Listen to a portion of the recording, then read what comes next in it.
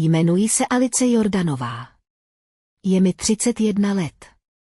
Před 9 týdny jsem darovala svému vlastnímu otci levou ledvinu a zachránila mu život. Dne 23. listopadu na jeho velké ozdravné večeři moje matka vstala s obrovským úsměvem. Pozvedla skleničku a řekla: na Natalii, mou neuvěřitelnou dceru, která svým fundraisingem zachránila tvému otci život. A já jsem se usmála, 22 příbuzných propuklo v jásot a potlesk.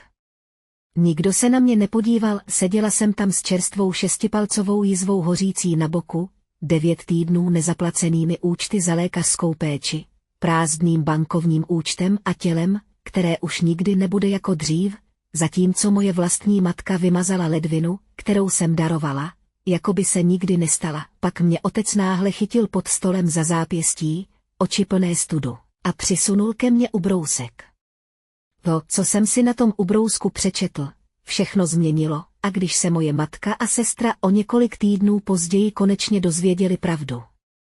Celá naše rodina se nejen zlomila. Vybuchla. Pokud se na to právě díváte, stiskněte prosím odběr a dejte mi v komentářích vědět, odkud se díváte. Já čtu každý z nich.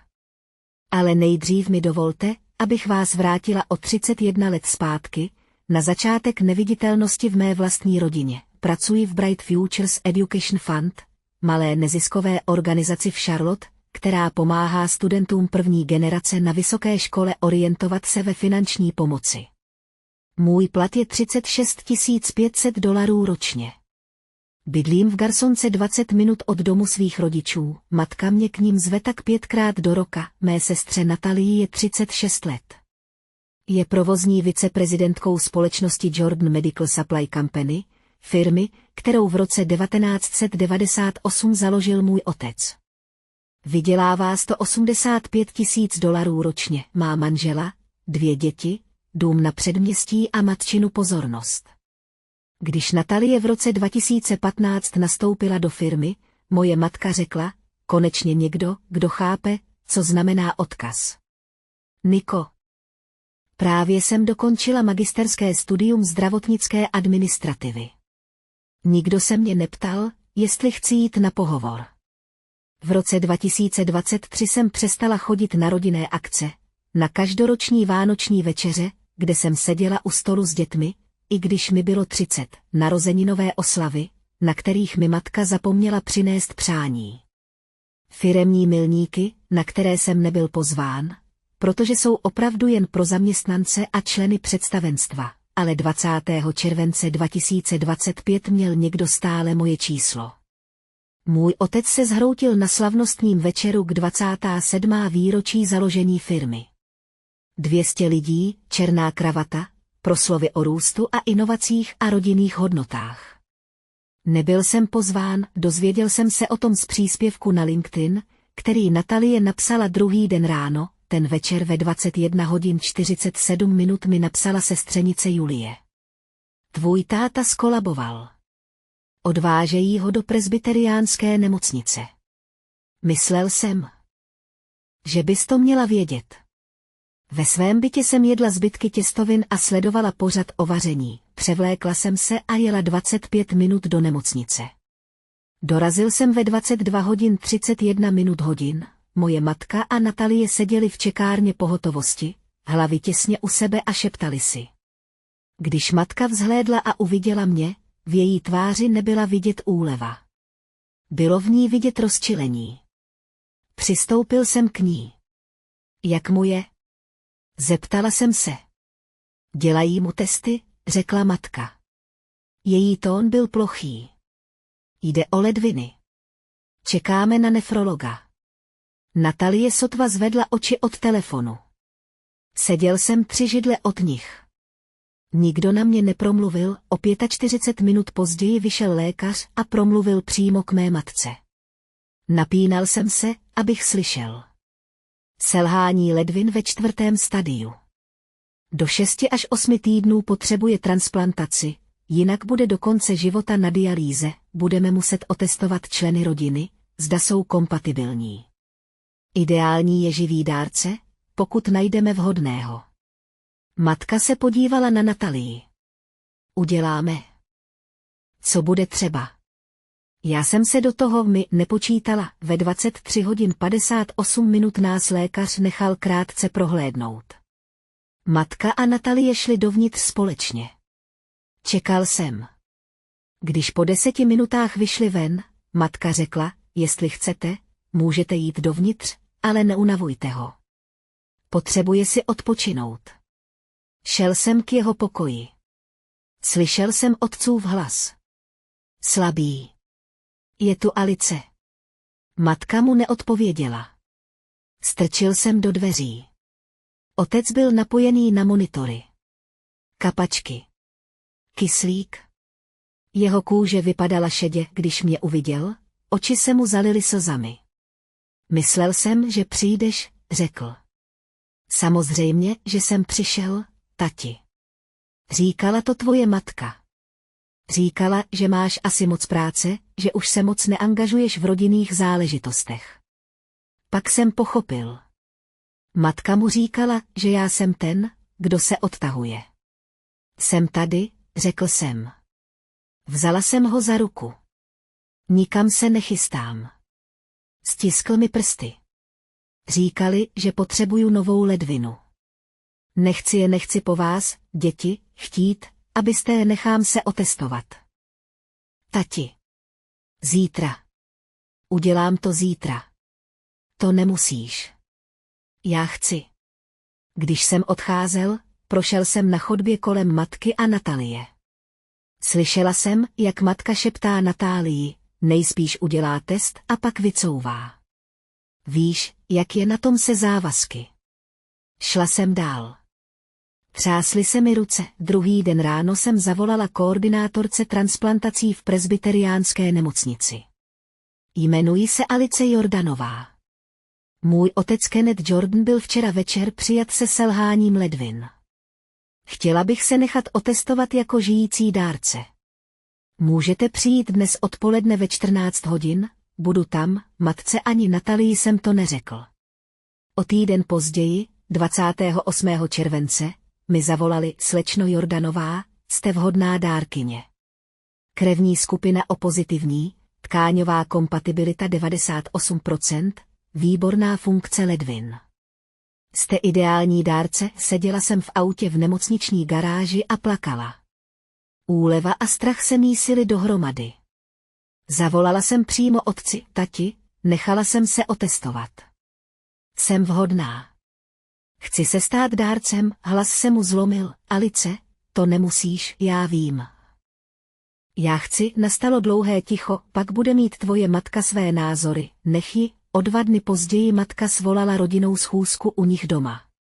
Otec, matka, Natalie a já, matka začala slovy, že musíme probrat Kennethovi možnosti transplantace, řekl jsem, že jsem kompatibilní dárce. Jsem ochotná darovat, ticho. Matka na mě zírala, testovala si, aniž bys nám to řekla, nejdřív jsem si chtěla být jistá, Natalie řekla, že se chystám testovat tento týden, to byla lež. Nic si nenaplánovala, matka se obrátila na otce, Kennete, co si myslíš? Chceš, aby to Alice udělala, pokud bude chtít, řekl otec tiše. Pokud je vhodná, nechci čekat na dárce mrtvol. Seznam je dlouhý 2 roky, matce se stáhla čelist, mohli bychom najít jiného živého dárce, přítele, kolegu, někoho, kdo není tvoje dcera, podívala jsem se na ni, proč? Já jsem perfektní dárce. Jsem ochotná. V čem je problém, matka se mi podívala přímo do očí, problém je v tom, že si nikdy v životě nedokončil nic těžkého, domů jsem jela mlčky. Ale večer mi zavolal otec, Alice, jestli jsi si jistá, tak to uděláme. Věřím ti, o 3 dny později, 5. srpna, mi volala Natalie, vzácné. Přemýšlela jsem, řekla, když už přispíváš, chtěla bych ti nějak pomoct. Pořádám finanční sbírku na osvětu o onemocnění ledvin. Můžeme vybrat peníze na výzkum a kompenzovat tátovi léčebné náklady, cítila jsem se nesvá, ale řekla jsem, to je od tebe hezké, přemýšlím o charitativním gala večeru, sponzoři z firmy. Můžu o tom informovat v místních zprávách, udělat z toho něco pozitivního, zmíní se na té dobročinné akci, že přispívám, samozřejmě, jde o to, aby se rodina spojila, ale Natalie Tón už utvářel příběh směrem k ní samotné, o týden později jsem si vygoogloval fundraising Natalie Jordanové. Našel jsem předběžný seznam událostí, Natalie Jordan Pierce Kidney Health Initiative podporující rodinu Jordanových. Mé jméno se v popisu nikde neobjevilo. 18. srpna jsem absolvovala závěrečné předoperační psychologické vyšetření s Amy Brennanovou, sociální pracovnicí nemocnice. Standardní otázky týkající se mého podpůrného systému, mých motivací, mého chápání rizik, pak se Amy zeptala, cítila jste nějaký nátlak ze strany rodiny, abyste darovala? Odmlčel jsem se. Ne, je to moje volba. A cítíte se rodinou vnímán, oceňován za toto rozhodnutí? Odmlčel jsem se příliš dlouho. Amy si udělala poznámku, po mém odchodu Amy zapsala do své složky, dárci psychicky v pořádku, ale rodinná dynamika týkající se matčina jazyka o pacientovi minimalizuje a odmítavě označuje pooperační sledování. Téhož odpoledne přišla matka do Aminy kanceláře. Dozvěděl jsem se to až mnohem později, ale stalo se to 14. září, noc před operací, jsem nemohla spát. Projížděla jsem Natalín Instagram, její fotky z plánovacích schůzek pro sbírku, popisky jako dělám pro tátu všechno, co můžu. V žaludku jsem cítila uzel, v 11 večer mi zavolal otec. Alice, jsi vzhůru? Jo, tati. Ještě můžeš vycouvat. Nikdo ti to nebude mít za zlé. Já nevykouvám. Až se zítra probudíš, budeš mít bolesti, opravdové bolesti. A díky tobě budu v pořádku. Na to nikdy nezapomenu. Nadechl jsem se. Něco mi slib, tati. Cokoliv. Nedovol, aby to vymazali. Nedovol mámě, aby z toho udělala něco, co to není. Nastala dlouhá pauza. Neslíbím, řekl. Slibuju. 15. září 2025, 5:30 ráno, přijela jsem do nemocnice za tmy. Moje matka a Natalie už byly v předoperační čekárně. Viděl jsem, že Natalie telefonuje. Slyšel jsem, jak říká, ano, operace je dnes. Budu posílat aktuální informace. Ne, zatím si to necháme pro sebe, ale po sbírce budu mít připravené prohlášení. Už plánovala, jak to zarámovat, v 6:15 ráno jsem byla v předoperačním županu s kapačkou v ruce. Otce vezli kolem mého boxu na cestě na operační sál. Navázali jsme oční kontakt. Řekl, děkuji. Doktor Priya Sharma, chirurg, mi naposledy vysvětlil postup. 4 až 5 hodin. Pokud možno laparoskopicky. Probudíte se až na pooperačním. Očekávejte značné bolesti. Matka s Natalií se na 30 vteřin zastavili u mého zálivu. Hodně štěstí, řekla matka. Jsi tak statečná, řekla Natalie.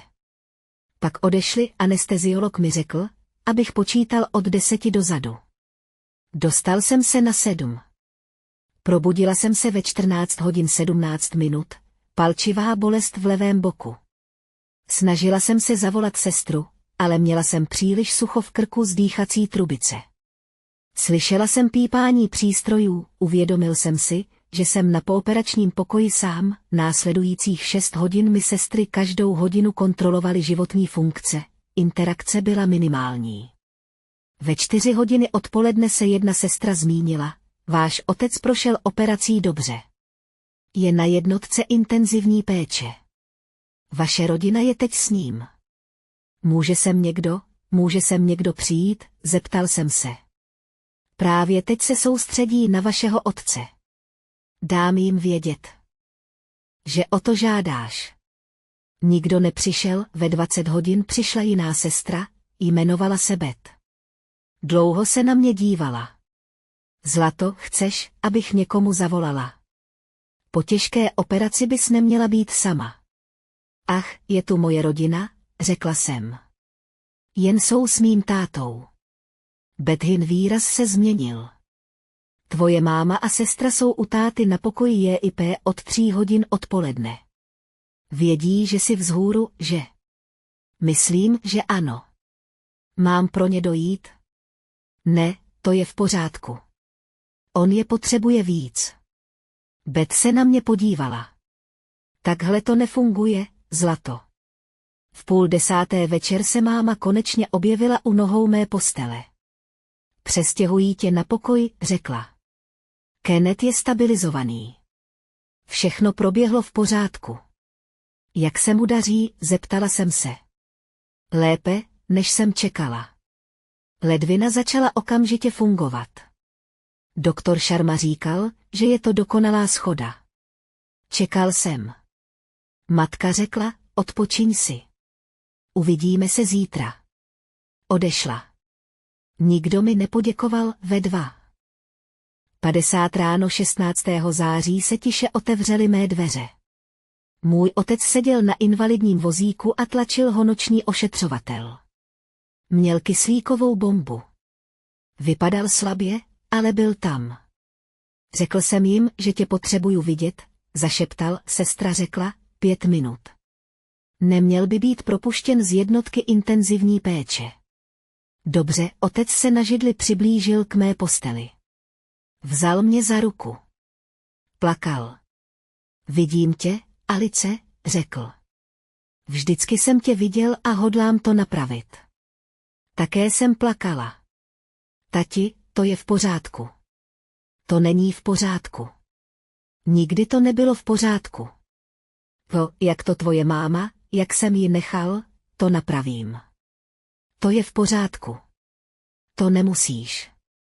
Ale musím. Měl jsem to udělat už před 34 lety. Když ho sestra odvážela zpět, řekl přes rameno, zítra ráno za mnou přijdou nějací lidé. Sociální pracovník a právník. Něco vyřizuji. Byl jsem příliš pod vlivem léků, než abych rozuměl. Usnul jsem, nevěděl jsem, že druhý den dopoledne, 16. září 2025, v 11:30 otec na pokoji na jednotce intenzivní péče podepsal dokument. Byla tam Amy Brennanová, sociální pracovnice. Byl tam i Russell Walsh, právník z pozůstalosti, doktor. Sharma tam byl jako svědek, můj otec, stále slabý, ale zcela při smyslech, podepsal trvalou plnou moc pro zdravotní péči. Změnil svého zdravotního zmocněnce z mé matky na mě, bylo to potvrzeno svědky, notářsky ověřeno a opatřeno časovým razítkem. Nevěděl jsem to. O 2 dny později, 18. září, podepsal další dokument, formulář o změně příjemce životního pojištění, číslo pojistky Northwestern Mutual NM, 883421, $2,3 milionu, oprávněnou osobou byla 18 let moje matka. Změnil ji na mě, dne 20. září podepsal 3. dokument, smlouvu o převodu omezených akcií, Jordan Medical Supply Company. Můj otec vlastnil 68% společnosti, kterou založil. Na mě převedl 51% akcií s hlasovacím právem, dne 25. září byl tento převod podán u státního tajemníka Severní Karolíny. O ničem z toho jsem nevěděl, byl jsem doma.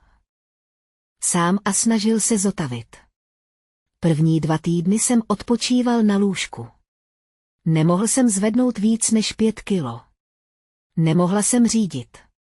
Nedosáhla jsem na talíře na horní polici v kuchyni. Nemohla jsem snést prádlo ze schodů, spala jsem 16 hodin denně. Nikdo mi nenabídl pomoc, jednou mi zavolala matka. Jak se máš? Zvládám to.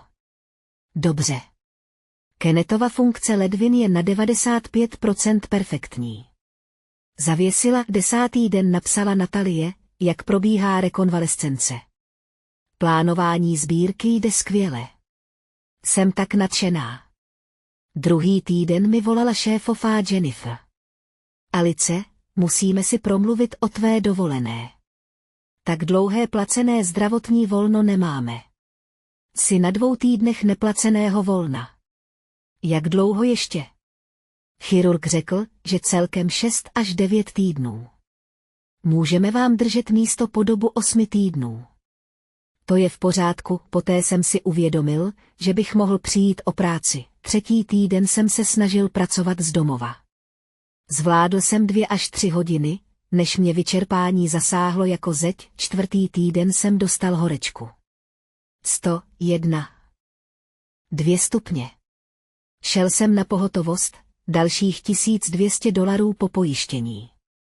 Začala jsem počítat své náklady. 9 týdnů neplaceného volna. $6300 ušlé mzdy. Moje spoluúčast z pojištění.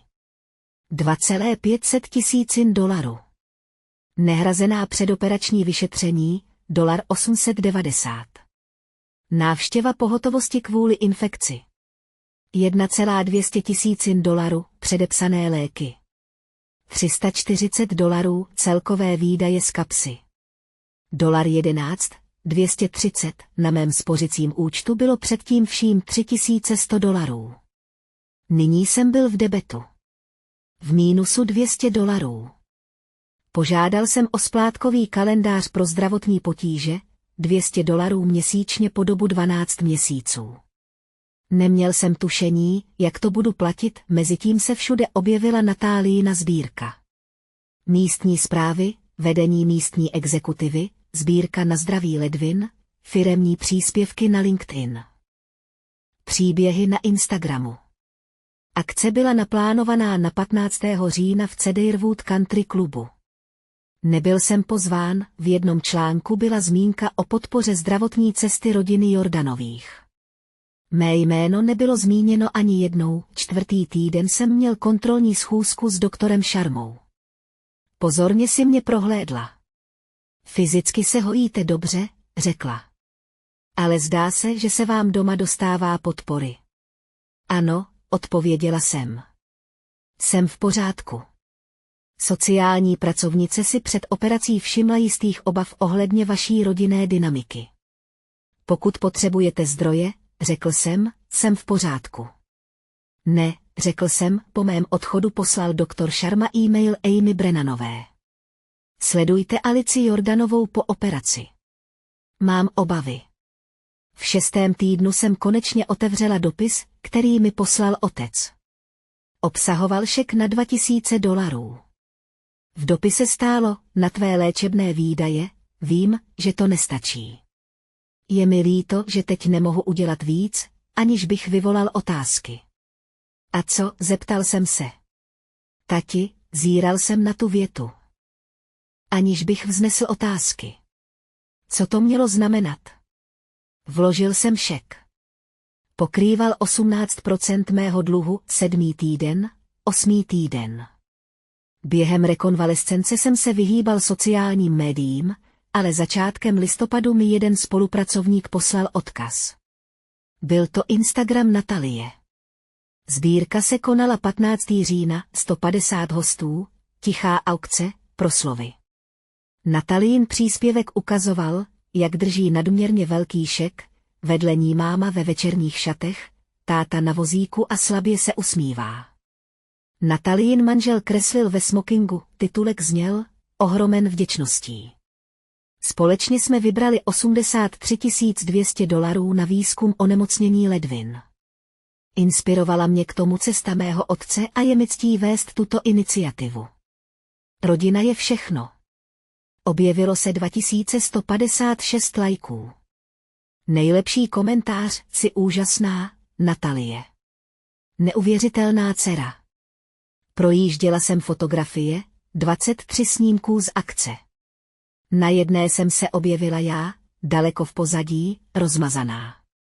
Dalo se říct, že jsem to já, protože jsem poznala modrý svetr, který jsem měla na sobě, přečetla jsem si drobné písmo fundraisingu.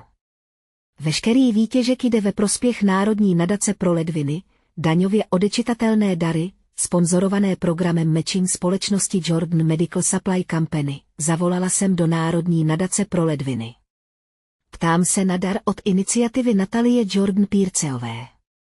Cože, zeptala jsem se. Ano, v říjnu jsme obdrželi $83 200. Nádherný příspěvek. Kdo za to dostane daňovou úlevu? Ano, odpověděl jsem. Individuální dárci dostávají odpočty. Firemní matching se připisuje společnosti Jordan Medical Supply Company. Moje společnost, společnost mého otce, získala daňový odpis ve výši $41 600. Vyhledal jsem společnost Jordan Medical Supply PR 2025. Našel jsem tiskovou zprávu z 18. října. Společnost JMSC prokazuje společenskou odpovědnost firmy odpovídajícím darem ve výši $41 600 pro organizaci Kidney Health. Viceprezidentka Natalie Jordan Pearceová stála v čele iniciativy, která je v souladu s hodnotami společnosti. Vyhledal jsem Nataliinu síť LinkedIn, aktualizovala svůj profil, nový titulek, viceprezidentka pro provoz, zdravotnictví, advokátka, vedoucí fundraisingu neziskových organizací. Našel jsem oborovou publikaci z 22. října, Rising Stars a Medical Supply, vedení Natalie Jordan Pearceové v krizi. Článek ji citoval. V době rodinné krize se objevují skuteční vůdci. Věděla jsem, že musím vystoupit a proměnit naši osobní výzvu v příležitost pro dopad na komunitu. Tu větu jsem si přečetla 5krát. Mému otci bylo 64 let. Plánoval odejít do důchodu v 65 letech. Nástupnictví ve firmě bylo už léta nejasné. Tato sbírka nebyla o zdravotních nákladech mého otce.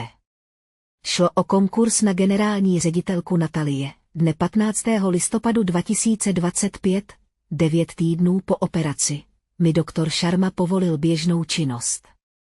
Trvalé omezení, žádné kontaktní sporty.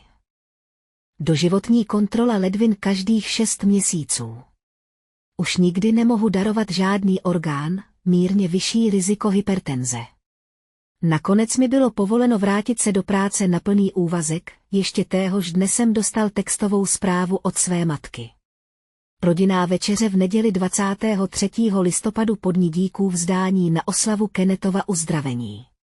18 hodin Ashford Hall, soukromá místnost, 22 hostů, koktejlové oblečení, buďte tam. Ne, prosím, ne, děkuji za příspěvek. Prostě tam buďte. 10 minut jsem na tu zprávu zírala a pak jsem napsala, že tam budu. Nevěděla jsem, že ta večeře všechno změní. 20. listopadu jsem si šla koupit šaty. Během rekonvalescence jsem zhubla, nic mi nesedělo.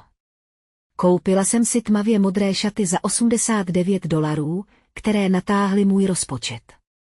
V šatech byla vidět moje jizva, když jsem se pohnula. 2 centimetry růžové vyvýšené tkáně nad výstřihem, uvažovala jsem, že je vrátím. Pak jsem se rozhodla, ať vidí, kolik to stojí. 22. listopadu, noc před večeří, jsem nemohla spát. Ve 22:17 jsem zavolala otci. Tati, potřebuju vědět, jestli se máma při večeři zmíní o tom daru. Ano, odpověděla jsem. Dlouhé ticho. Alice, nemůžu ovlivnit, co tvá matka řekne, ale můžu ovlivnit, co se stane potom. Prosím, věř mi, přijď zítra. Řekneš něco o tom daru? Přijď zítra, to je všechno, co ti můžu říct. Hlas se mu třásl. Když jsme zavěsili, seděla jsem ve tmě a dívala se na své námořnické šaty visící na dveřích skříně. 22 lidí, oslava, přípitek. Třeba to tentokrát bude jiné, třeba mě tentokrát uvidí. 23. listopadu 2025 v 18 hodin 8 minut jsem dorazila do Ashford Hall. Soukromá jídelna se jmenovala The Sterling Room. Dlouhý stůl prostřený pro 24 osob. 2 lidé se nedostavili. U každého prostírání byly jmenovky. Našel jsem tu svou, místo 18 z 22, seděla jsem mezi svým bratrancem Tomem. Potkal jsem ho možná jednou. A sestřenicí Julií. V čele stolu seděl můj otec. Po jeho pravici moje matka. Pak Natalie. Pak Nataliin manžel Drew. Po jeho levici sestra mého otce Margaret, pak jeho bratr James. Já jsem byl až na konci, téměř mimo dohled. Proč sedíš tady, zašeptala Julie. Nevím, máma udělala zasedací pořádek. Samozřejmě, že to udělala. Od 18 hodin 15 minut do 18 hodin 45 minut se konal koktejl. Podávali se předkrmy. Stála jsem u stolu a v ruce držela sklenici vody. Stále jsem brala léky proti bolesti. Nemohla jsem pít alkohol, Natalie stála poblíž otcova křesla a ukazovala lidem na telefonu fotky z dobročinné akce. Matka objímala příbuzné a obcházela místnost, nikdo se ke mně nepřiblížil kromě Julie, která zašeptala, musíme si po tomhle promluvit. V tu chvíli jsem si uvědomila, že jsem naštvaná. A Diane Fosterové. Otcovi 28leté asistentky, která se mi přes celou místnost podívala do očí a zamumlala, je mi to líto. A já jsem se na ni podívala, Natalína 8letá dcera Sophie ke mně přistoupila a zeptala se, teto Alice, proč máš tu jizvu? Ano, odpověděla jsem. Byla jsem na operaci, zlatíčko. Bolelo to? Ano. Maminka říká, že bys měla jizvy na luxusních večeřích zakrývat. Přinutila jsem se k úsměvu. Někdy je důležité jizvy ukázat. Natalie to zaslechla. Na půl vteřiny se jí ve tváři něco zablesklo, možná pocit viny. Pak se vyhladil. Odtáhla Sofii pryč. Pojď sem, zlato, dáme ti krevety. V 18 hodin 42 minut matka poklepala lžičkou o sklenici. Všichni se, prosím, posaďte na svá místa. Za chvíli začneme. Přešla jsem k místu číslo 18. Když jsem se sehnula, abych se posadila, ucítila jsem ostrou bolest v levém boku. Stále se to hojilo. Zavrávoral jsem. Julie si toho všimla. Jsi v pořádku? Dobře. Stůl se zaplnil.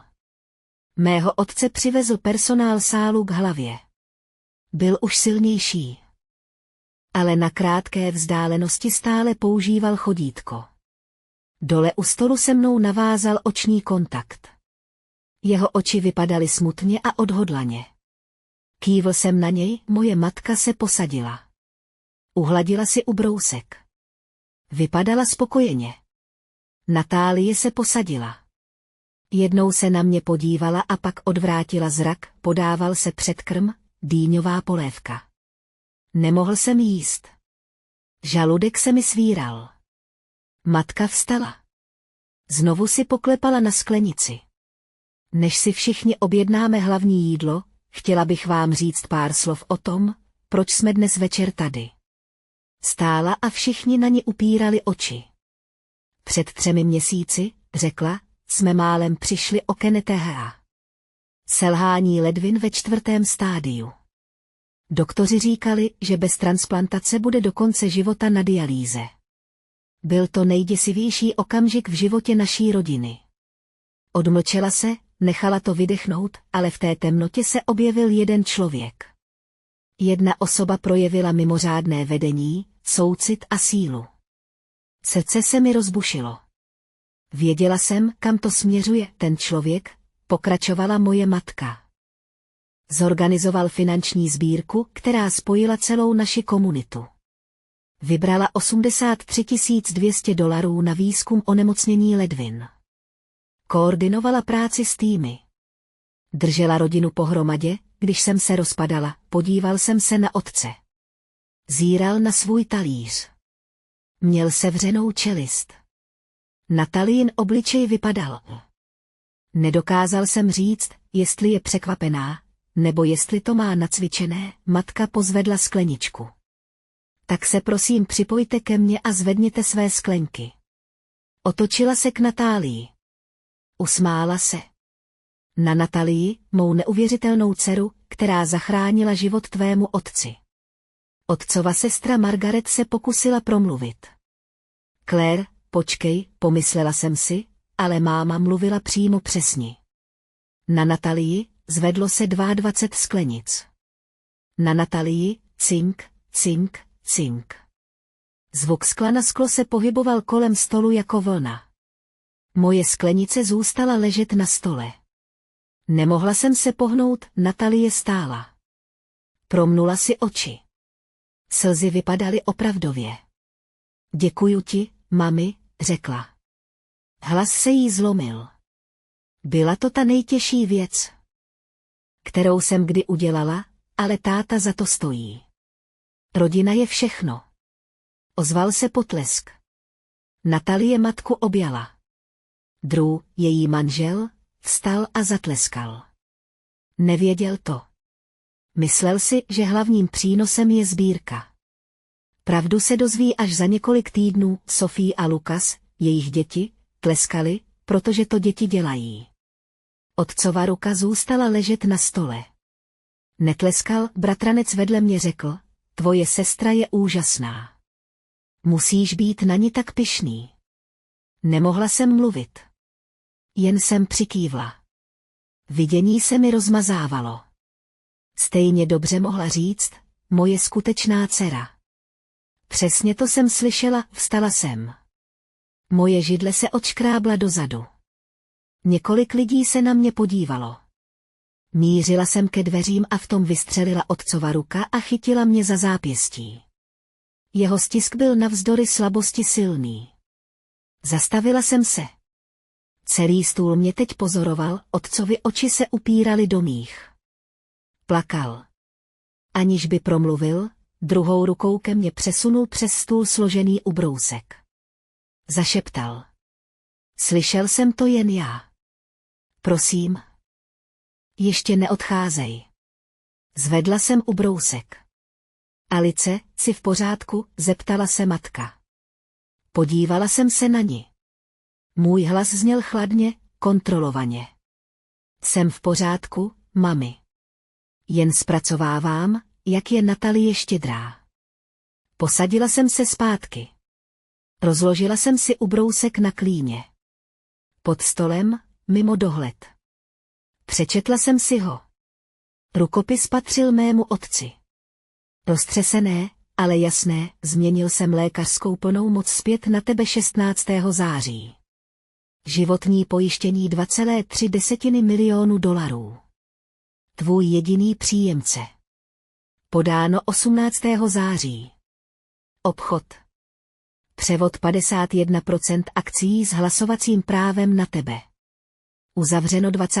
září, podáno u státu, podáno 25. září, ještě to nevědí. Advokát Walsh má všechno. Omlouvám se, že jsem čekal tak dlouho, už tě vidím. Tati. Jednou jsem to četl. 2krát. 3krát. Podíval jsem se na otce. Přikývl. Sotva. Složil jsem ubrousek. Vložila jsem ho do kabelky. Zhluboka jsem se nadechla. Začala večeře. Jedla jsem mechanicky. Konverzace se rozproudila kolem mě, příbuzní blahopřáli Natálii. Ptali se na sbírku. Na její vedení. Nic jsem neřekl, ve 20 hodin 45 minut večeře skončila. Vstal jsem. Poděkoval jsem matce. Děkuji za pohoštění. Objal jsem otce. Zítra ti zavolám. Odešla jsem. Na parkovišti jsem seděla v autě. Vytáhla jsem ubrousek, znovu jsem si ho přečetla pod světlem ve střeše. Ruce se mi teď třásly. Všechno změnil. Den po mé operaci, 16. září. Zatímco jsem byla sama na pooperačním, podepisoval lékařskou plnou moc. 18. září životní pojištění, 20. září. Akcie.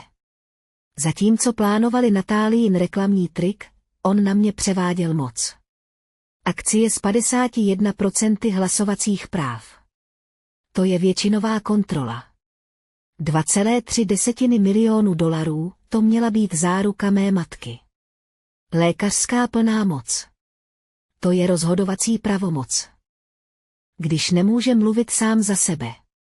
Ještě to nevědí. Zazvonil mi telefon. Můj otec. Zvedla jsem to.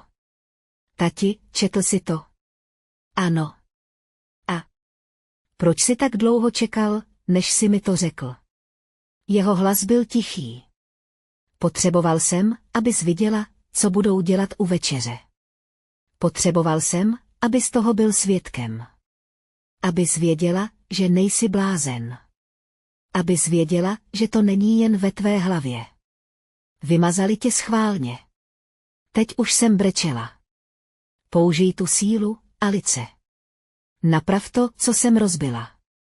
Nebo to všechno spal. Vyber si. Podpořím tě v obou případech. Jel jsem domů. Ve 22 hodin 15 minut jsem zkontroloval telefon. Zmeškal jsem hovor. Russell Walsh, advokát, o kterém se zmínil můj otec. Byla tam hlasová schránka. Slečno Jordanová, Russell Walsh vám volá zpět. Ano. Čekal jsem, že se mi ozvete, váš otec říkal, že se ozvete po rodinné večeři. Můžeme se sejít v pondělí 25. listopadu v 9 hodin ráno. Musíme toho dost probrat. Všechno, co tvůj otec vykonal, je neotřesitelné. Svědci, notářské ověření. Řádné vyplnění, vším vás provedu. Uvidíme se v pondělí. Přehrál jsem si to 3krát. Ironslat. Čekám, až se ozvete. Po rodinné večeři otec naplánoval každý krok pondělí 25. listopadu, 8 hodin 55 minut, Walsh a spol. 14. patro. Centrum Charlotte. Russellu Walshovi bylo 8:50. Šedivé vlasy. Laskavé oči. Ale ostré. Slečno Jordanová, děkuji, že jste přišla. Váš otec o vás mluví velmi pochvalně. Nikdy mi to neřekl přímo. Ano, odpověděla jsem, Walsh se mírně usmál. To říkal taky. Že vám dluží 34 let slov, která neřekl. Teď se mi to snaží vynahradit. Gestem ukázal na židli. Než začneme, musím to potvrdit. Darovala jste 15. září svému otci ledvinu. Ano. A na sobotní rodinné večeři vaše matka připila vaší sestře na záchranu jeho života. Ano. Walsh přikývl. Tvůj otec mi řekl, že se to stane. Řekl, musí to vidět sama. Jinak neuvěří, jak je to špatné. Měl pravdu, že... Nemohla jsem mluvit. Jen jsem přikývla, Walsh otevřel první složku. Začneme tím, co tvůj otec udělal. Kdy to udělal a proč je to právně nenapadnutelné. Posunul po stole dokument. Trvalá plná moc pro zdravotní péči, podepsaná 16. září 2025 v 11 hodin 30 minut, den po vaší operaci, dosvědčená doktorkou Priou Šarmovou, vaší ošetřující lékařkou na jednotce intenzivní péče, a Amy Brennanovou, sociální pracovnicí nemocnice, ověřená nemocničním notářem, zíral jsem na řádek s podpisem, otcovo písmo, roztřesené, ale jasné. Podpis doktorky Šarmové, podpis Amy Brennanové s nemocničním razítkem a notářskou pečetí, Walshová pokračovala. Toto nahrazuje předchozí plnou moc, v níž byla uvedena vaše matka. Nyní máte plnou moc činit lékařská rozhodnutí za svého otce, pokud bude neschopný. Proč to změnil? Vždyť je teď zdravý. Walsh se na mě podíval. Řekl, cituji, kdybych měl další zdravotní krizi, nevěřím, že Claire rozhodne, co je pro mě nejlepší. Ona si vybere, co je nejlepší pro její image. Alice si vybere to, co bych chtěl já. A co já? Zeptal jsem se, otevřel druhou složku. Pojistka Northwestern Mutual NM 88340201. Pojistné plnění pro případ smrti ve výši $2,3 milionu. Původní příjemce. Claire Jordanová. 100%. Formulář pro změnu příjemce podepsaný 18. září 2025. Nový příjemce, Alice Jordan, 100%. Posunul formulář po stole. Tohle vyžaduje pouze podpis pojistníka. Tvůj otec nepotřeboval souhlas tvé matky. Změna už je u Northwestern Mutual zpracována, s okamžitou platností. Zírala jsem na formulář. Takže pokud zemře, dostaneš 2,3 milionu dolarů. Vaše matka dostane 0. Ta pojistka platí už 18 let. Váš otec platil $6,200 ročně. Vaše matka si celou dobu myslela, že je oprávněnou osobou. Tohle ji zničí, Valschův hlas byl vyrovnaný. To není moje starost. Mou starostí je plnění přání tvého otce. Ten se vyjádřil jasně. Alice mi zachránila život. Alice dostane pojistku. Otevřel třetí složku. Jordan Medical Supply Company, smlouva o převodu omezených akcií. Tvůj otec vlastnil 68% společnosti, kterou založil. Provedl převod 51% akcií s hlasovacím právem na vás, Kenneth si ponechal 17% bez hlasovacích práv. Převod byl datován 20. září 2025 a podán u státního tajemníka Severní Karolíny 25. září 2025, ukázal mi podání, úřední státní pečeť, číslo podání NC 2 025 88291, moje jméno vytištěné zákonným písmem jako většinový akcionář. Vaše matka vlastní 25% akcií bez hlasovacího práva. Vaše sestra vlastní 7% akcií bez hlasovacího práva. Nyní máte většinovou kontrolu nad hlasovacími právy, můžete jmenovat členy představenstva, odvolávat vedoucí pracovníky, přijímat provozní rozhodnutí, schvalovat rozpočty, propouštět vedoucí pracovníky, včetně vaší matky a sestry. Zatočila se mi hlava. Teď, řekl Walsh, se možná divíte, proč to vaše sestra nezjistila dřív. Ta dokumentace je veřejně přístupná, to ano. Ale tvůj otec jako předseda kontroluje. Kdy je rodina členů představenstva informována o významných změnách akcionářů, načasoval to perfektně. Dozví se to těsně před prosincovým čtvrtletním zasedáním správní rady. Dal jim tak akorát pro vás. Podíval jsem se na Valsche. Oni to nevědí. Tvoje matka a sestra o tom nemají tušení. Pokud se nepodívají do databáze státního tajemníka, nebudou to vědět, dokud jim to neřekneš. Nebo dokud nepoužiješ tu moc. Walsh mi podal zapečetěnou obálku. Tvůj otec mě požádal, abych ti to předal, až uvidíš ty dokumenty. Otevřel jsem ji. 2 stránky. Ručně psané. Alice, 34 let jsem byl zbabělec. Tvoje matka mě vycvičila. To si říkám. Ale pravda je, že jsem ji nechal. Dal jsem přednost míru před tebou. Dal jsem přednost jejímu souhlasu před tvou důstojností, když ti bylo 12. Našel si v mé pracovně album s fotkami mé sestry Julie. Zemřela při autonehodě v roce 1982. Bylo jí 19. Vypadáš přesně jako ona. Stejné oči. Stejný úsměv. Stejný duch, tvá matka se na tebe nemohla podívat. Aniž by viděla Julii, aniž by si připomněla, že jsem před ní milovala někoho, koho jsem ztratila. To jí vadilo. Tak tě vymazala. A já ji nechala. Říkal jsem si, že udržuji mír, říkal jsem si, že jsi dost silný na to, abys to zvládl. Říkal jsem si, že Natalie potřebuje víc pozornosti, protože je křehká. Lhal jsem si 34 let.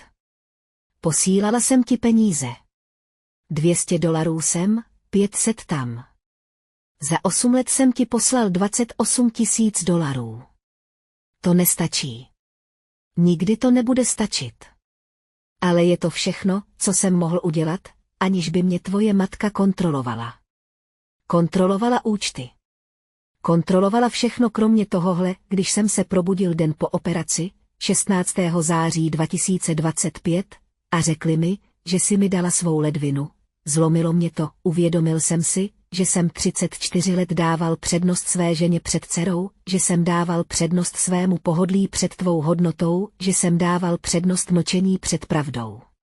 Nemohu vrátit 34 let zpět, ale mohu ti dát sílu, kterou jsem ti měl dát od začátku. Akcie ti dávají kontrolu.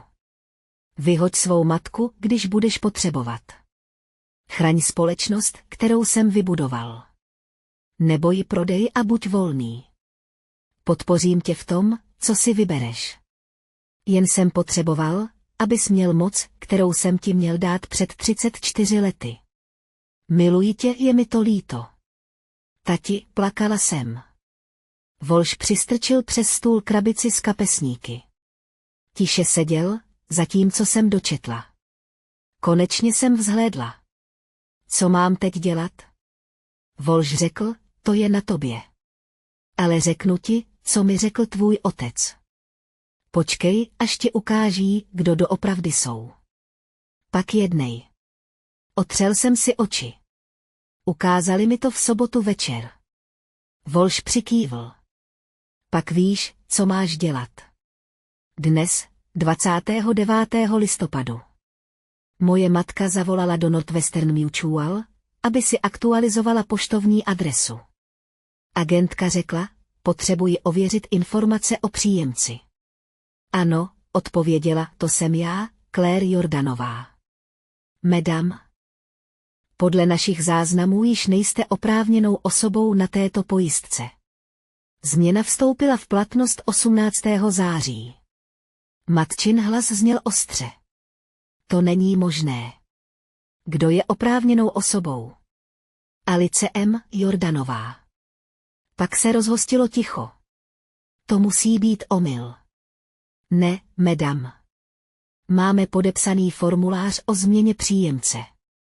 Chcete, abych vám poslal kopii poštou? Matka zavěsila. Okamžitě zavolala mému otci. O tom jsem se dozvěděl později. Křičela. Ty změnil pojištění. Za mými zády. Po 42 letech manželství. Otcův hlas byl klidný. Je to hotové, Claire. Alice je dárce. Alice dostane pojistku. Změnil si to, aniž bys mi to řekl. Stejně jako si ji vymazal u večeře, aniž bys jí řekl, že bude neviditelná, oba jsme se rozhodli. Claire. Já to zpochybním. To nemůžeš. Já jsem držitel pojistky. Nepotřebuju tvoje svolení. Matka zavěsila. Okamžitě zavolala svému právníkovi, pondělí 1. prosince. Natalie připravovala materiály na schůzi výkonného výboru. Prohlížela si aktualizovaný balíček pro správní radu. Uviděla ho. Registr akcionářů, aktualizovaný 25. září 2025. Kenneth Jordan, 17% bez hlasovacího práva, Claire Jordanová, 25% bez hlasovacího práva. Natalie Jordan, Pierce, 7% bez hlasovacího práva. Alice M. Jordanová, 51%, s hlasovacím právem. Natalie přečetla 3krát. Pak popadla spis, odjela do domu mých rodičů a vtrhla do otcovy pracovny. Co to sakra je? Vždyť o tom podnikání nic neví. Pracuje v neziskovce a vydělává $36,000 ročně. Ne. Řekl jsem. Otec se na ní klidně podíval. Je to moje dcera a zachránila mi život. To je pravda. Uspořádala si večírek pro sebe. Vybrala jsem $83,000. Zvýšila si svůj profil. Alice mi dala svou ledvinu. Natalii se zlomil hlas. Takže mě trestáš za to, že nejsem genetická shoda. Odměňuji ji za to, že byla 34 let neviditelná, zatímco ty si jí všechno vzal. Toho večera šla Natalie domů. Matka tam byla. Seděli u Natalína jídelního stolu obklopené dokumenty. Matka řekla, životní pojistka je jeho, aby ji mohl kontrolovat. Nemůžu ho zpochybnit, pokud neprokážu neschopnost nebo nátlak. To je pravda. Ani jedno neplatí. Natalie řekla, akcie. Můžeme ten převod napadnout? Právně ne. Je to zakladatel. Může je rozdělit, jak chce. Takže Alice prostě dostane společnost. Všechno? Matčin hlas schladl. Přinutíme ji, aby zkrachovala. Pokud se ji pokusí řídit a zničí ji, správní rada ji může vyloučit. Má sice 51%, ale pokud bude neschopná, můžeme na ní postavit žalobu. Takže počkáme, až to podělá. Ne, postaráme se o to, aby to podělala. Podkopáváme každé rozhodnutí. Poštveme proti ní zaměstnance. Prozradíme tisku, že ve firmě vládne chaos. Ať vypadá jako neschopná. A pak si Kenneth uvědomí svou chybu a vezme ji zpět. Ze dveří promluvil Natalín manžel Drew. Ty plánuješ sabotovat vlastní sestru? Ano, odpověděl Drew. Natalie se otočila. Ona sabotuje nás. Táta jí dává přednost před svou ženou a schopnou dcerou. Drewův hlas byl klidný. Ne. Tvůj táta ukazuje dceru, která mu darovala ledvinu, před dcerou, která si za to připsala zásluhy. V tom je rozdíl. To byla první trhlina v Natalíně manželství, 2. prosince matka mi zavolala. Její hlas byl ledový. Musíme si promluvit o rozhodnutích tvého otce. Cože, zeptala jsem se. O čem? Zmanipulovala si nemocného muže, aby podepsal svůj majetek. Když byl pod vlivem léků a zranitelný. Nikoho jsem nemanipulovala. Dokonce jsem o tom nevěděla ani po večeři. Příhodná historka. Daroval si ledvinu, hrál si s na mučedníka a vydělal si. Velmi vypočítavé. Teď zavěsím. Myslíš, že můžeš řídit Jordan Medical? Do 6 měsíců ji zničíš.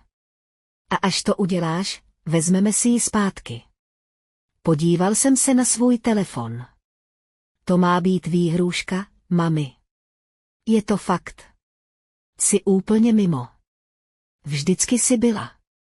Uvidíme. Zavěsila jsem. Napsal jsem Russellovi Walschovi.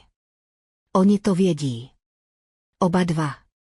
Co mám dělat dál? Odpověděl okamžitě. Naplánuj schůzku správní rady. Uplatni svou autoritu, jinak budou předpokládat, že to neuděláš. Ale nejdřív jsem potřeboval ještě jednu věc. 5. prosince jsem zavolal na oddělení lékařských záznamů presbyteriánské nemocnice.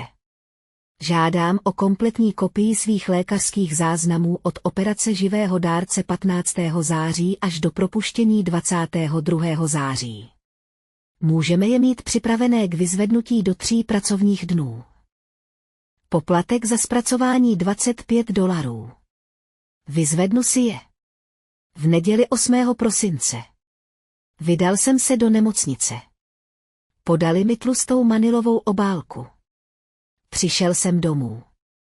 Otevřel jsem ji na kuchyňském stole, operační zprávy, propouštěcí zprávy, seznamy léků, pokyny k pooperační péči a uprostřed sešité, posudek etické komise. 20. srpna 2025 začala jsem číst. Srdce se mi rozbušilo.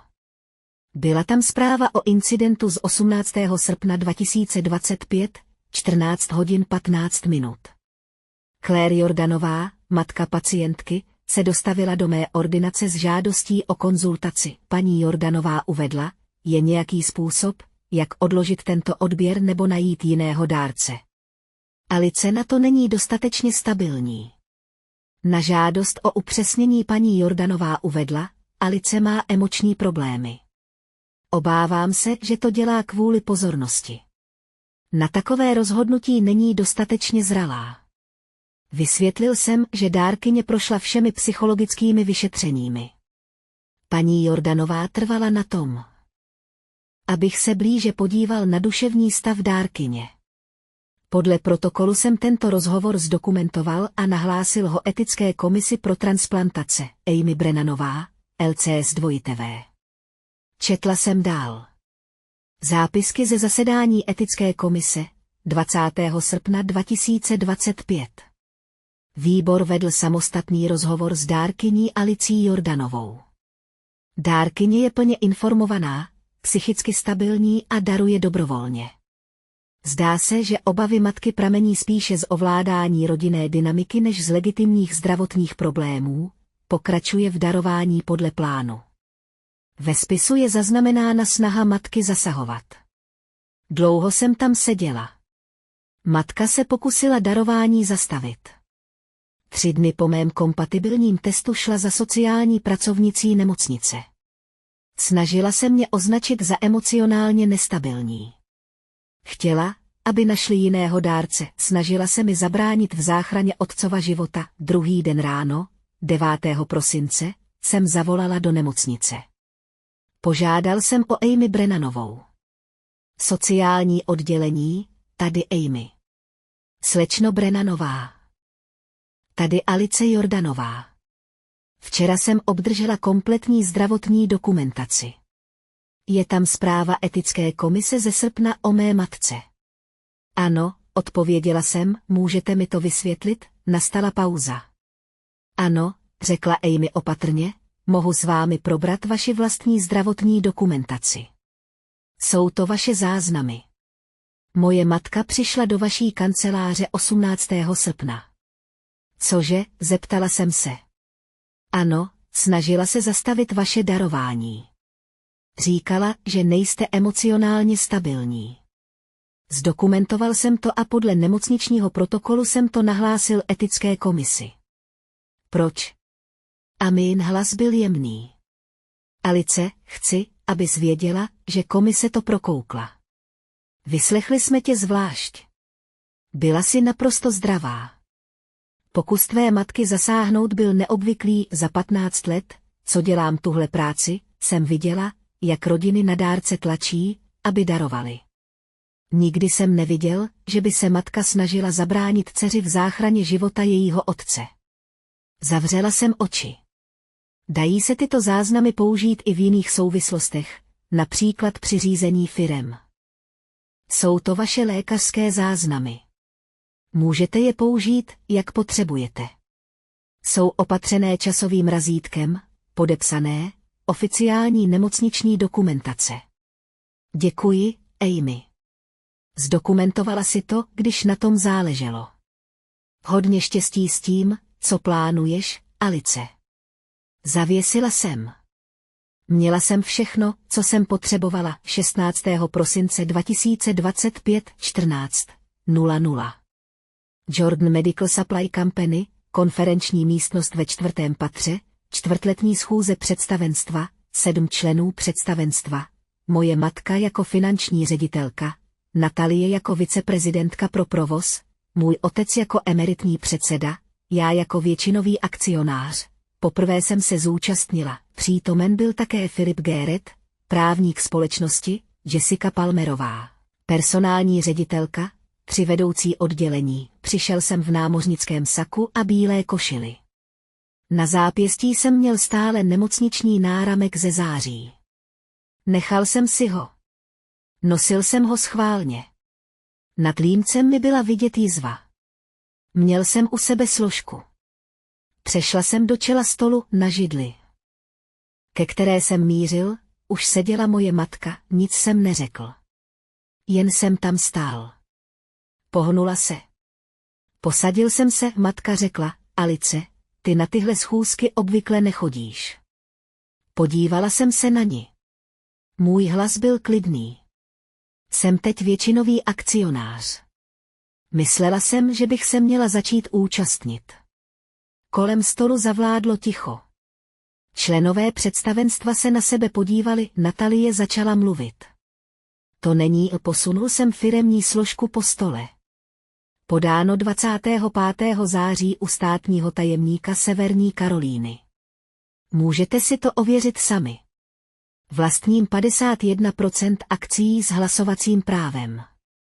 Douglas Carter, jeden z členů správní rady, se podíval na mého otce. Je to pravda, Kennete? Otec přikývl. Ano, koncem září jsem převedl akcie na Alici.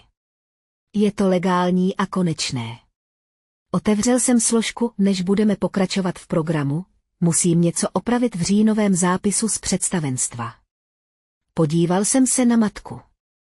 Mami, řekla si této správní radě, že jsem Natalii přesvědčila, aby se při diskusi o tátově uzdravení shodla s dárci.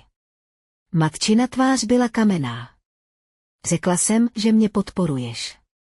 Ne, řekla si, že Natalie zorganizovala finanční sbírku, která rodinu spojila na těžké zdravotní cestě. Naznačila si, že Natalie měla zásadní podíl na tátově uzdravení. Vytáhl jsem dokumenty. Dovolte mi, abych opravil záznam. Posunul jsem papíry přes stůl Filipu Garretetovi, firemnímu právníkovi. Svou levou ledvinu jsem otci daroval 15. září 2025. Tady je propouštěcí zpráva z nemocnice. Tady je moje zpráva o kompatibilitě s dárcem. Shoda 98%, testováno 28. července. Tady je operační záznam, který ukazuje nefrektomii od žijícího dárce. Mírně jsem si stáhl límec. Jizva teď byla plně viditelná. Přišel jsem o 9 týdnů práce. Mám doživotní trvalé lékařské sledování. Mám $11,000 na kapesném. Mám jizvu. Členové správní rady zírali. Matka měla bílou tvář. Natalie se dívala na stůl. Otec měl zavřené oči.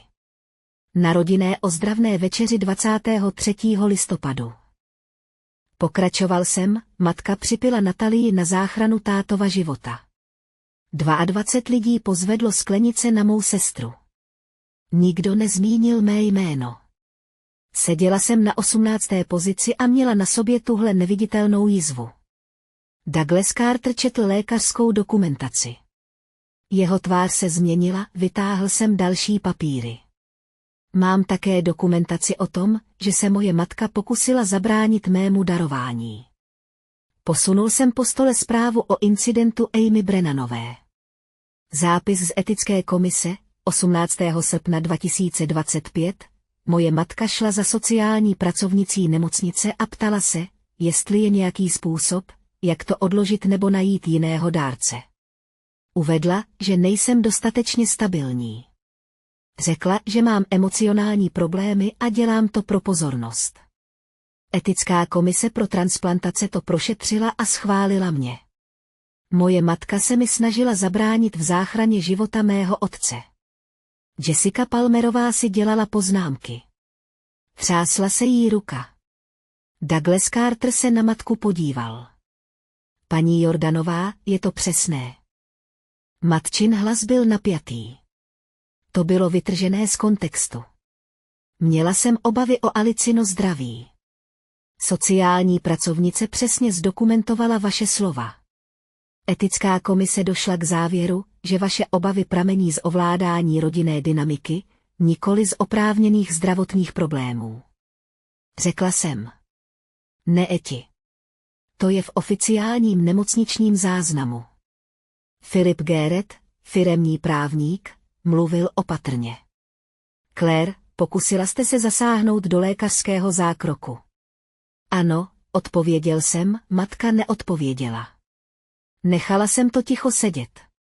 Pak jsem se postavila. Což mě přivádí k tomu, proč jsem dnes tady. Uplatňuji svou autoritu majoritního akcionáře. Můj hlas byl pevný. S okamžitou platností odvolávám Claire Jordanovou z pozice finanční ředitelky, dokud neproběhne vyšetřování porušení pravidel finančního řízení a etiky. Matka se postavila. To nemůžeš. Můžu. Mám 51% hlasovacích práv. Stanovy společnosti. Článek 3. Většinový akcionář může odvolat vedoucí pracovníky s uvedením důvodu nebo bez něj. Filipe. Můžeš to potvrdit? Filip se podíval do stanov. To je správně. Obrátil jsem se k Natálii. Natalie Jordan-Pírceová, máte 48 hodin na to, abyste se rozhodla. Možnost 1. Přijměte novou roli vrchní manažerky. Speciální projekty. S ročním platem $92 000. Projednáme dohodu o odstupném, na rozhodnutí máte čas do čtvrtka 17 hodin. Natalie tiše plakala. Přebírám operativní řízení, dokud nenajmeme externí představenstvo generálního ředitele. Žádám o hlasování o schválení těchto změn. Jako většinový akcionář technicky vzato souhlas nepotřebuji, ale chci, aby to bylo zaznamenáno. Promluvil Douglas Carter. Navrhuji schválit odvolání Claire Jordanové z funkce finanční ředitelky a restrukturalizaci výkonného týmu. Jessica Palmerová řekla, za druhé. Filip Gerrit řekl, kdo je pro. Zvedlo se 5 rukou. Otec se zdržel hlasování. Jeden člen správní rady, dlouholetý spojenec mé matky, se zdržel hlasování. Návrh je přijat. Zvedl jsem svou složku. Schůze se odročuje. Claire. Do konce dne si prosím vyzvedni své osobní věci ze své kanceláře.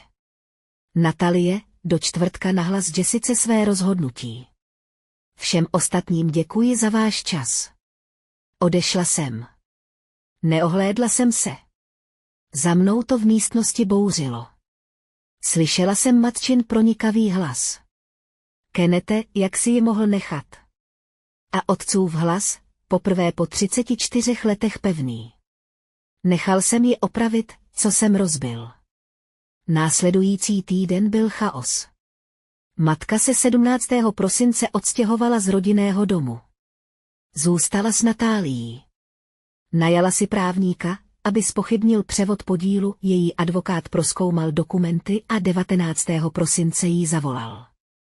Paní Jordanová, tyto dokumenty jsou železné, ověřené svědky, notářem, řádně vyplněné. Nemáte žádný právní důvod je zpochybňovat, pokud je napadnete, prohrajete a zaplatíte soudní poplatky. Radím vám, nedělejte to. 19. prosince přišel domů z práce Nataliin manžel Drew. Kolega se mu o něčem zmínil. Věděl jsi, že tvoje švagrová darovala ledvinu? Ano, odpověděl, Drew byl zmatený. Cože? Natalie zorganizovala sbírku. To je pravda.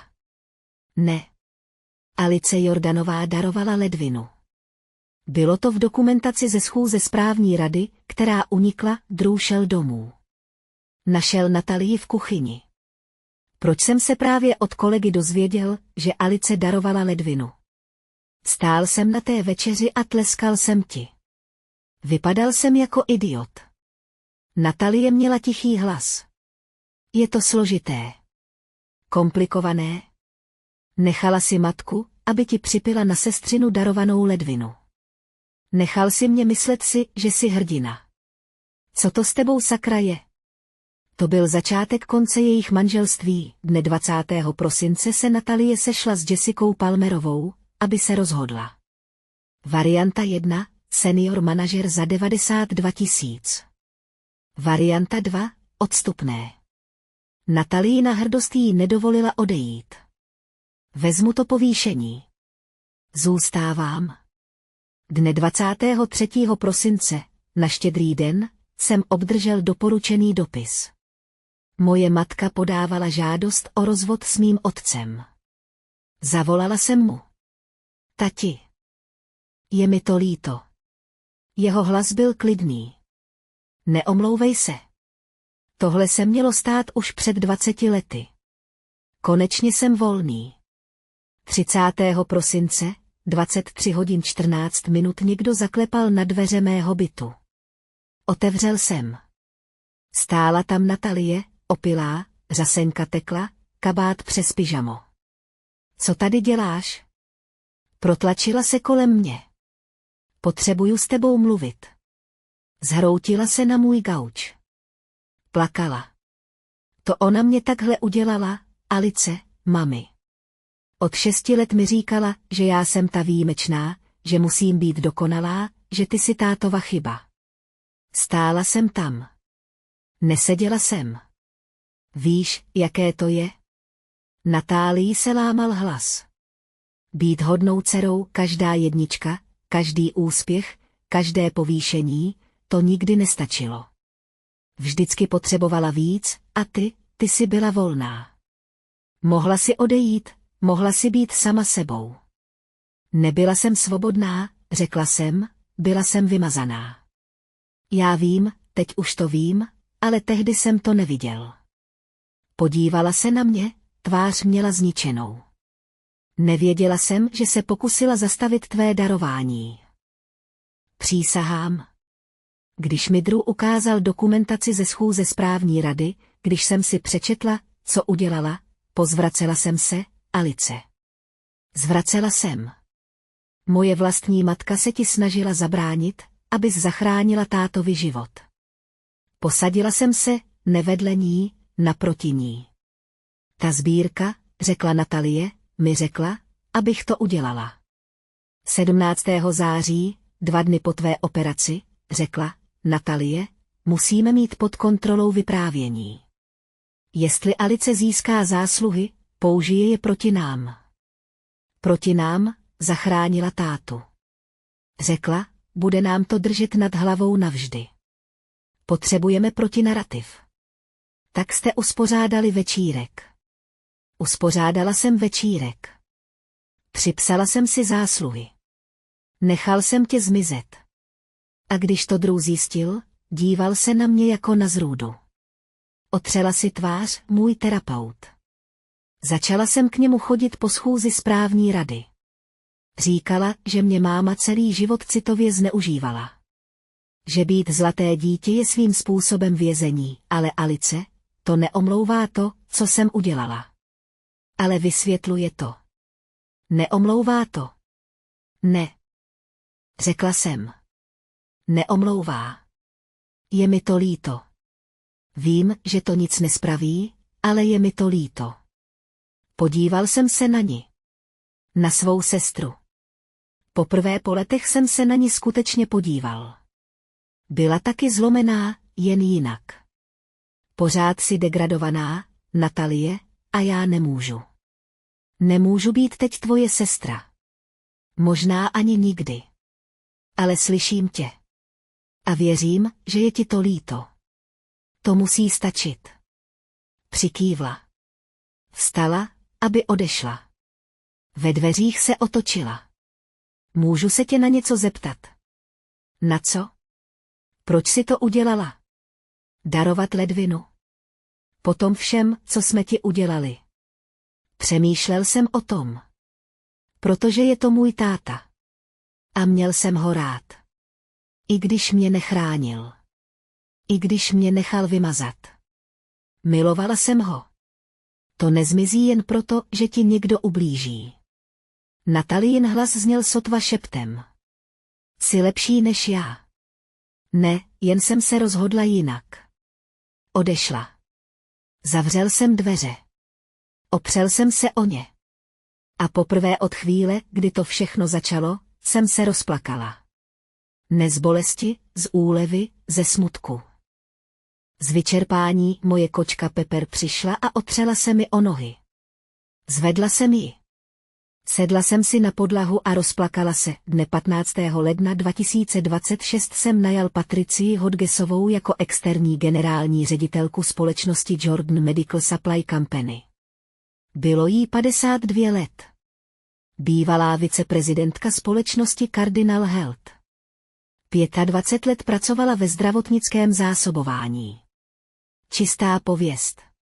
Žádné vazby na mou rodinu, správní rada to jednomyslně schválila, přešel jsem na pozici předsedy představenstva. Ponechal jsem si svůj 51% podíl. Přijal jsem plat $95 000. Také jsem si ponechal práci na částečný úvazek ve vzdělávacím fondu Bright Futures na 20 hodin týdně. Ta práce se mi líbila. Nehodlal jsem se jí vzdát, plat společnosti jsem použil na splacení svého zdravotního dluhu. Celých $11 000. A poprvé v životě jsem si začala vytvářet úspory, také jsem si vytvořil něco nového. Fond na podporu žijících dárců. Společnost Jordan Medical Supply by přispívala $50 000 ročně na pomoc žijícím dárcům s léčebnými náklady. Prvním příjemcem byla žena jménem Rachel. Bylo jí 28 let, darovala ledvinu svému bratrovi. Během rekonvalescence přišla o práci, předal jsem jí šek na $5 000. Podívala se na mě. To si udělal ty. Někdo to měl udělat za mě. Teď to děláme pro ostatní. 14. února, na svatého Valentína, jsem se sešel s otcem na večeři. Jen my dva. V malé jídelně nedaleko nemocnice, kde to všechno začalo. Jsi v pořádku? Zeptal se. Už se mi to daří. A ty? Jsem na tebe pyšný. Měl jsem to říkat častěji. Podívala jsem se na něj. Měl si to říct už před 34 lety. Přikývl. Já vím. Chvíli jsme mlčky jedli. A já řekla, ještě jsem ti neodpustila, za všechny ty roky, ale snažím se to pochopit. Nezasloužím si odpuštění. Chci jen vědět, že budeš v pořádku. Buduji něco nového. Společnost, fond, svůj život. Už nejsem neviditelný. Natáhl se přes stůl. Položil svou ruku na mou. Nikdy si pro mě nebyla neviditelná. Jen jsem nevěděl, jak tě pro ně zviditelnit. Aniž bych o všechno přišel. Vybrala sis špatně, ale nakonec sis vybrala správně. To je něco. Pak mi řekl, že týden předtím podepsali s matkou dohodu o rozluce. Rozvod bude dokončen po uplynutí požadované roční odluky. 26. prosince. Jak se cítíš? Svobodně. Vyděšeně, ale svobodně. Mírně jsem se usmála. Dobře. To bys měl. 12. března 2026. 3 měsíce po schůzi správní rady. 4 měsíce po večeři. 6 měsíců po operaci. Stále pracuji v Bright Futures na částečný úvazek. Stále jsem předsedou představenstva společnosti Jordan Medical Supply. Společnost je stabilní, tržby vzrostly o 8%. Morálka se zlepšila, moje matka nyní žije v Tampě na Floridě. Jsme v minimálním kontaktu. Odloučení trvá. Rozvod je v jednání. Natalie pracuje jako projektová manažerka v jiné zdravotnické společnosti v Charlotte. Vydělává $78 000 ročně, 2krát týdně chodí na terapii. Manželskou poradnu navštěvuje s Drevem. Nevím, jestli to zvládnou. Nemluvili jsme spolu už 3 měsíce, můj otec je zdravý. Jeho funkce ledvin je stabilní na 92%. Žije sám v malém bytě. Prodal rodinný dům. Výtěžek si s matkou rozdělili podle dohody o rozluce. Každou neděli spolu chodíme na kávu, přestěhovala jsem se do jednopokojového bytu, 1350 měsíčně. Teď si to můžu dovolit. Mám úspory ve výši $12 000. Můj dluh za zdravotní péči je splacený. Jizva je stále na místě. 6 centimetrů. Růžová a vystouplá. Někdy bolí, když je zima, už ji neskrývám, dnes jsem ve své kanceláři v Bright Futures. Přišla mladá žena jménem Stephanie. Je jí 24. Potřebuje pomoct s procesem získání živého dárce pro svého otce. Chci být dárcem, říká mi, ale moje rodina si myslí, že bych neměla. Moje sestra je ta zodpovědná. Chtějí, aby to udělala ona, i když já jsem vhodnější dárce. Vidím se v její tváři. Vyhrnu si rukáv. Ukážu jí svou jizvu. Operace je ta snadnější část, říkám jí, jde o to, co přijde potom. Ujistit se, že lidé vidí tvou oběť. To je ta bitva. Zasloužíš si, aby tě viděli. Nedovol, aby ti to někdo vzal, oči se jí naplní slzami. Co když mě neuvidí? Co když to udělám a oni si stejně vyberou ji? Pak se to dozvíš. A budeš mít moc vybrat si sám. To tě ta jizva naučí. Přežil si. Můžeš přežít cokoliv. Přikývne. Poděkuje mi. Odchází, chvíli tam sedím. Cítím, jak se ve mně něco mění. Nepomsta. Nehořkost. Je to záměr. Svou bolest proměňuji v ochranu pro druhé. To je uzdravení, na konci dne jdu ke svému autu. Je březnový večer. 6:30, vzduch je chladný. Vidím svůj dech, můj telefon bzučí. Zpráva od mého otce. Nedělní káva. Odepisuji. Vždycky. Další zpráva. Od Diane. Otcovi asistentky. Materiály pro zasedání správní rady připravené na pondělí. Patricia si vede skvěle. Odpovídám. Díky. Zastavím se u svého auta. Podívám se na svůj odraz v okně. Vidím tu jizvu. Vidím sebe. Neviditelnou. Nezlaté dítě. Jen Alici. Přeživší. Ochránce. Svobodná, nastoupím do auta. Odjíždím. Ta jizva tam zůstane navždy. Ale já taky.